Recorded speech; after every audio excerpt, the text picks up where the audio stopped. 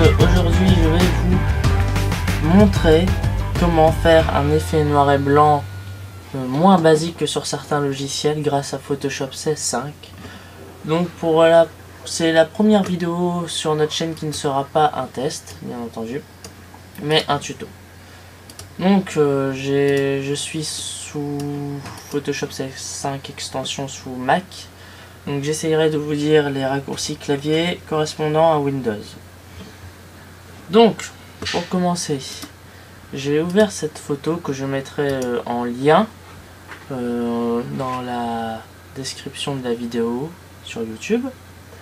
Je pense que tout le monde sait ouvrir une photo sous Photoshop, hein, sinon je vous explique quand même. Donc fichier, ouvrir, voilà, et vous sélectionnez votre photo comme ceci. Donc là j'ai ma photo qui est ouverte. Je vais dupliquer le calque. Donc les calques, c'est ceux qui se trouvent ici à droite. Donc j'utilise souvent cela car ça me permet d'annuler certaines actions que je fais. C'est une sorte d'historique. Un historique existe sous Photoshop, mais je ne l'utilise pas souvent. Il doit se trouver quelque part ici. Ouais, historique ici en bas. Vous pouvez le voir. Mais je l'utilise pas. Voilà. Je vais dupliquer le calque en faisant CTRL J. Enfin, CTRL J sous Windows. Moi, c'est commande J. Voici. Donc là, il m'écrit calque 1. Donc, à quoi ça sert? C'est très simple. Imaginons, je sais pas moi, que j'ai dessiné quelque chose sur l'image, un gros trait comme ça.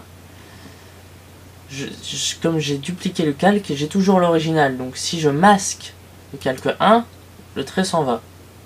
Comme ceci. Voilà. Ça c'était pour vous montrer.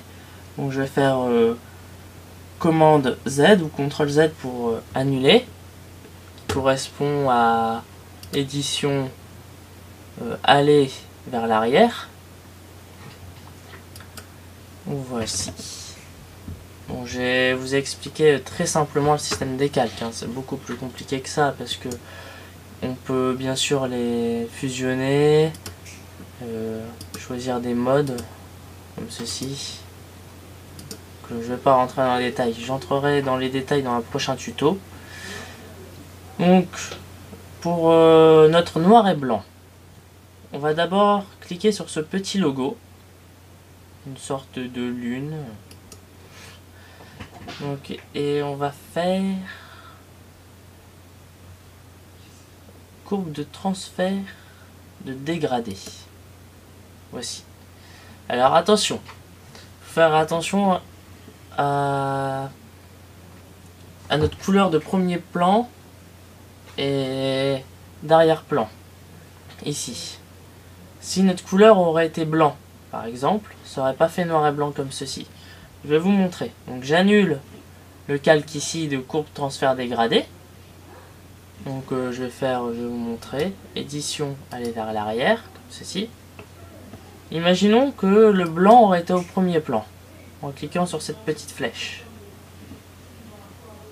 Si je recommence l'action, courbe de transfert dégradé, ça aurait fait un effet négatif. Voilà. Donc c'est pour cela que c'est très important de faire attention quelle couleur et à quel plan. Donc je remets le noir au premier plan. Je recommence mon action. Courbe de transfert dégradé. Donc le fait de cliquer sur ce petit icône évite d'aller dans calque, nouveau calque de réglage et courbe de transfert dégradé. Ça nous fait gagner 3 actions à peu près. Voilà. Maintenant, déjà, ça fait un changement par rapport au noir et blanc intégré dans d'autres logiciels ou même sous Photoshop. Je vais masquer par exemple courbe de transfert dégradé et appliquer un effet noir et blanc. Donc si je me souviens, c'est dans Réglages. Et ici, il doit y avoir désaturation monochromatique. Non, noir et blanc. Ici. Hop. Là. Ça fait les réglages par défaut. Voilà. Je vais vous montrer. Là, c'est le noir et blanc de Photoshop. Je vais rajouter par-dessus le noir et blanc de courbe transfert dégradé. Ça fait déjà un peu plus de contraste. C'est très petit, mais de toute façon on va améliorer ça. Donc je vais annuler celui le noir et blanc normal, je veux dire. Voilà. Je vais maintenant cliquer sur toujours sur le même icône et cliquer sur niveau. Voilà, ça vous ouvre une petite fenêtre ici avec la courbe des niveaux des noirs et des blancs. Je vais cliquer sur le noir et si je bouge vers la droite, ça va accentuer les noirs. Je fais exprès d'exagérer pour que vous vous rendez bien compte, comme ceci. Donc moi je vais accentuer à peu près à 14, augmenter les blancs pour éviter le fait qu'on ne peut pas différencier les nuances. Un peu ici aussi. Donc je fais à vue d'œil par rapport à la photo. Voilà. Donc là, et si je veux affiner encore plus, je vais cliquer toujours sur le même icône et aller dans luminosité contraste. Ici. Donc si j'augmente la luminosité, ça va accentuer les blancs bien sûr, mais ça va faire un effet brouillard sur la photo. Donc, ou alors si vous diminuez, ça va accentuer les noirs, comme ceci. Tout dépend du résultat que vous voulez obtenir. Je vais mettre à 2. Et le contraste, que vous connaissez tous bien sûr, comme ceci.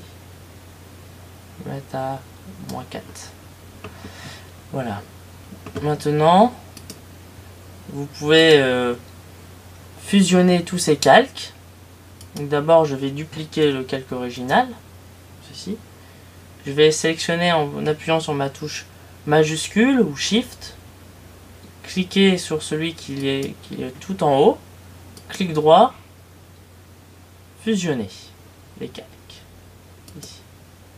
Voilà. Maintenant, je peux faire un effet noir et blanc avec quelques couleurs. C'est-à-dire, je vais créer un masque de fusion. Et prendre comme couleur. Je vais d'abord remplir mon masque de fusion de noir. Pour faire apparaître les couleurs. Donc, remplir. Couleur de premier plan qui correspond tout simplement à la couleur noire ici. Hop, et les couleurs reviennent. Donc maintenant, c'est-à-dire comme vous pouvez le voir ici, c'est rempli noir, tout noir. Si je désactive ce masque, ça redevient noir et blanc.